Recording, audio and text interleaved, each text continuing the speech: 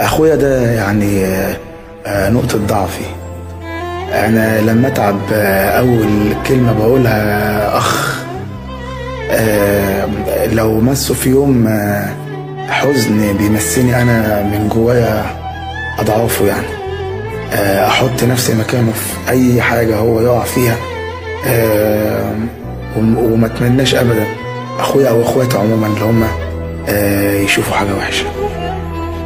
اخويا اللي عليه بتسند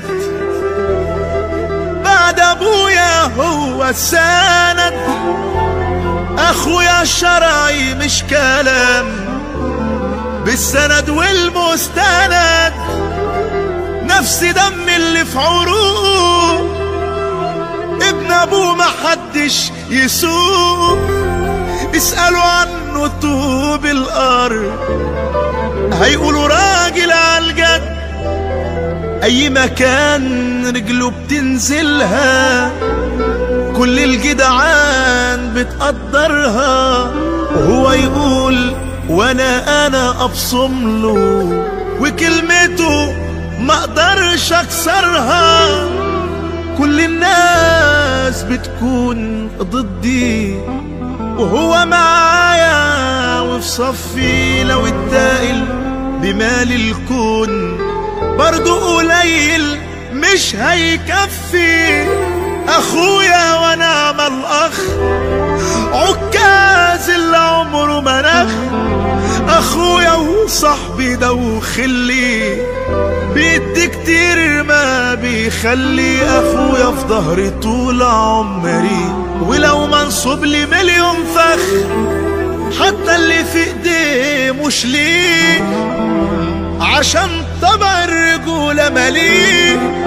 ده سندي وربنا سنده، مين يستجري يجي عليه. جدع الجد والمظبوط معايا في اي حتة يفوت. يحب الخير يكون عندي ويتمنى لأكون مبسوط. على كتافه معليني بجدعنته مغطيني. وجوده معايا رزق كبير، في ضعف الاقيه يقويني. صليب طولي عمره ما سابني في حبولي. اخويا عشان ما طولش رزقي وابويا سابهولي. اخويا طبع الرجولة مليه. ده سندي وربنا سنده، مين يستجري يجي عليه.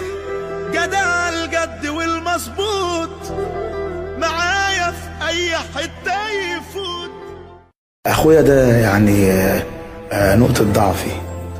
انا لما اتعب اول